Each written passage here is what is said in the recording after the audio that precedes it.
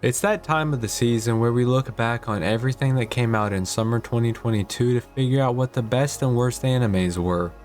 Going into this season, I expressed in a previous video my expectations, and I made some bold claims that this would be one of the best seasons we've seen in years. What better way to talk about the shows and figure out what I got right and wrong besides a ripoff of the Crunchyroll Anime Awards and upsetting everyone, since we all know how difficult it is to get across opinions in anime.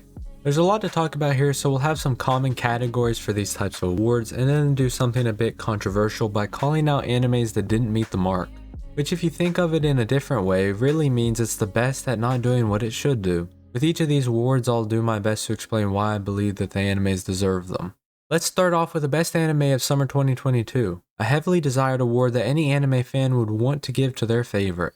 Call of the Night is the best anime this season. So much about how and what it explored are things I've dealt with in the past and love seeing looked at more in depth. Everyone in their lives have thought something is boring or useless in the past and decided whether or not to do it, especially in the youth of our lives where it's hard to consider the future. Sometimes we don't even want to because it can be daunting, planning for something that no one even knows the outcome for, let alone yourself. Yomori is lost in the world and takes solace in the night in the arms of the monsters that can be found there. This isn't a nice or happy anime that holds your hand. It's exploring the grim reality of those that have become lost and flung themselves into the void. Subconsciously, Yomori grabs onto the first thing to keep himself afloat, and that's Nazuna, and the idea that becoming a vampire will free him from the mundane, boring, and the day-to-day repetition that has become unbearable for him. The next award is for the best romance anime. This is going to be Vermilion Gold. While many might say Call of the Night or My Stepmom's Daughter is My Ex as their favorite romance anime this season, I never really got what I connect to and identify as romance from either of these titles, unlike Vermilion Gold. In Call of the Night, Yomori is trying to figure out what romance is, which I don't equate with actual romance, and in My Stepmom's Daughter is My Ex, Yume is figuring out the role she filled in screwing up her relationship with Mizoto before their parents ended up together, and making for a good clickbait title for the anime. Vermilion Gold has much more of that legitimate romance feel, with Alto and Vermil developing feelings for one another and creating an interesting relationship. They see the best and worst each other have to offer and remain confident in their love. The ichi elements can be a bit distracting at times, however it doesn't take away from the story. This was an anime I had very low expectations for due to how tropish it appeared at face value. I'm always glad to be proven wrong on animes. Being able to enjoy more makes for a better viewing experience. For the next award we're giving it to Is It Wrong to Pick Up Girls in a Dungeon for the best fantasy anime this season. My biggest fear going into this season was that Danmachi would regress in quality to the levels of season 2. This didn't happen, and instead was a solid season that explored many things myself and many fans have wanted to see more of. Unfortunately, we didn't get to explore more of Bell's background, but he was able to further develop as a main character. Not only that, but Lily developed a stronger role in the Familia, and the mysterious Ryu's backstory played a huge role in the plot of this season. The only thing I will say that needs to happen in the future is to take that next step in becoming a better show, so that it can be on the same level as some of the fantasy greats. The level of interest and popularity has definitely fallen after the second season, and I feel like people are missing out, so it feels good to have this here. Focusing on characters, the next award is for Best Protagonist. This goes to Haku from Uteware Ramono Mask of Truth. Initially, when I was considering who the best protagonist for this season was, I decided on Yomori from Call of the Night. Further reflection, I realized that he was more of a conduit for the story and wasn't a league above characters from other shows. The name that came to mind from the depths of public obscurity, Haku. Haku from Uteware Ramono creates one of the most unique characters in all of anime and leaves me so conflicted, because the idea of who Haku was only exists in the hearts of the people around him. He watches on as all of his friends suffer the loss of him, and yet he can say nothing, do nothing. Haku has taken up a mantle of ideals that were never his. He shoulders it all because the ideals need and must go on. No one else can bear them or keep them aflame. It's a sad, beautiful tale that is told, and the depths of this character is something I can't ignore, or find anywhere else in the medium. Wrapping up character awards, the next award is for Best Antagonist. This will go to Ainz Algon from Overlord. Ainz Algon has been the perfect antagonist this season, embodying the role of the villain. After all, he is essentially at war with an entire world. Each decision comes off calculated to strengthen his control on different kingdoms and shows not only how powerful he is, but intelligent as well. The fun part of Ainz is that his actions are often misinterpreted and he's just interested in something. Oh, the Troll King sounds like a fun fight. Or wow, this rune weapon is very well made. I wonder if anyone else can craft more. It may seem odd, but Ainz as an antagonist is a perception falsely created by the Tomb of Nazric's guardians, and Ainz's efforts to not let them down. The point of view of the other kingdoms makes this fun dynamic not as amusing. After all, many of them are being forced to submit or be massacred. I often find myself rooting for the characters going against the Sorcerer Kingdom and Ainz, and yet I know it's hopeless. それはやった甲斐があったというもの。私はかなり満足しているよ。Returning to anime titles, we have the Best Comedy Award, and this will go to Isekai Oji-san. When it comes to comedy, this is the hardest genre to get right in the West. A lot of the times they aren't funny or sites list them as comedy for something that has little to do with getting a laugh.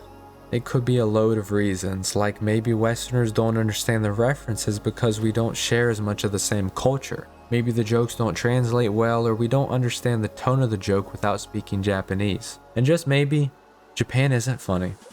Isekai Oji-san isn't any of that. It's an anime that can get you to laugh every episode with the outrageous premise of what exactly your neat uncle that just woke from a 17-year coma could do with magic powers, a crippling addiction to Sega consoles, and a terrible understanding of romance. While the animation may not be the best, the comedy is definitely the best thing this season has to offer. This isn't the typical award you'd see given out to an anime, but it's important to give a less watched anime their flowers as well.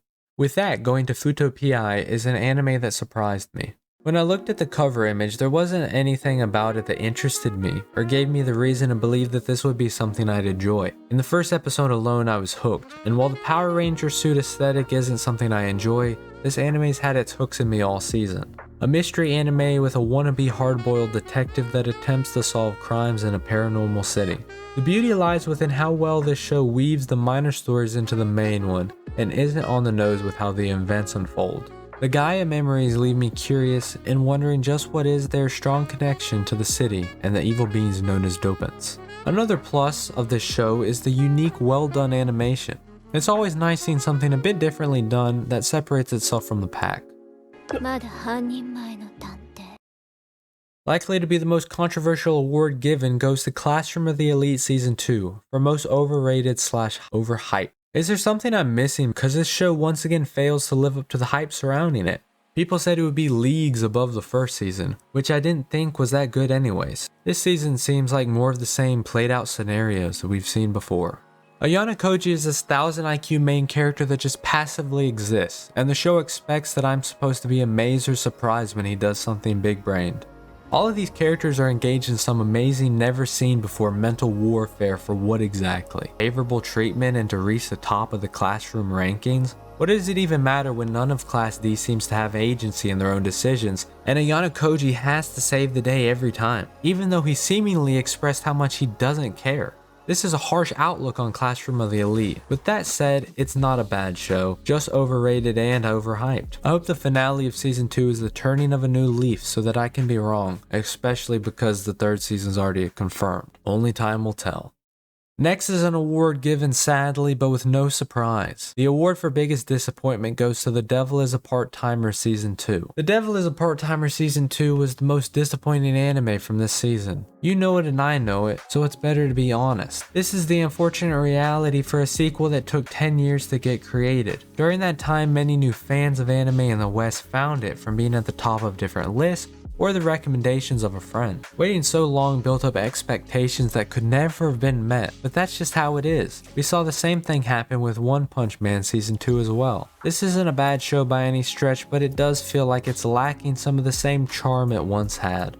The quirky, fun idea of a great and powerful demon lord working minimum wage, living in a rundown apartment, seems to have taken a backseat to a much more intense and less ridiculous plot. And for me, that was the final nail in the coffin for just a disappointing season. Some would say that being the worst is just as impressive as being the best, and that means Lucifer and the Biscuit Hammer is given the impressive award of being the worst anime. Starting with the obvious thing, and that's the Biscuit Hammer.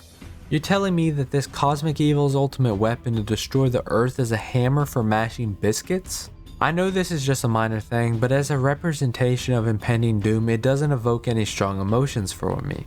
Combine this with monsters that were far from scary, and I'm not left with a heavy sense of fear. While initially I was invested in the whole anti-hero arc that seemed to be playing out, the main character's confrontation of his grandfather concluded what little interest I had in a show that had little going for it.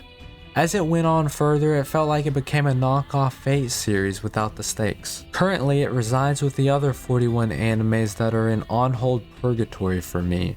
Maybe with it already being locked into for a total of 24 episodes, it'll make its way out so I can be a completionist, but I don't see that future happening for a long time.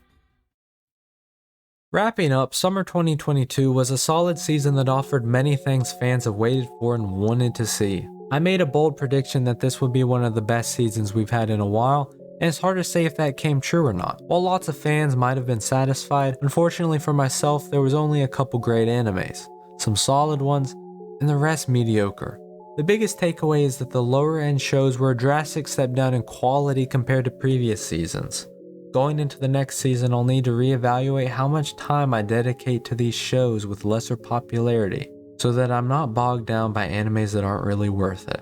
I hope this has been a fun video covering the good, bad, and disappointing animes from summer 2022, and that I represented the awards well. If there's one of the awards you disagreed with or would have liked to see another anime there, let me know in the comments below. It's always fun hearing other people's thoughts, and maybe something you mentioned was a thing I overlooked. A big goal of mine with this channel is to have more discussions on anime and sharing my thoughts on them, even if they're disagreed with, which is very likely. Like the video to push it into the algorithm for other people to see, and if you like to see more anime content, subscribe, and maybe mention a topic you'd like to see covered on the channel. This has been the Summer 2022 Awards, done by me.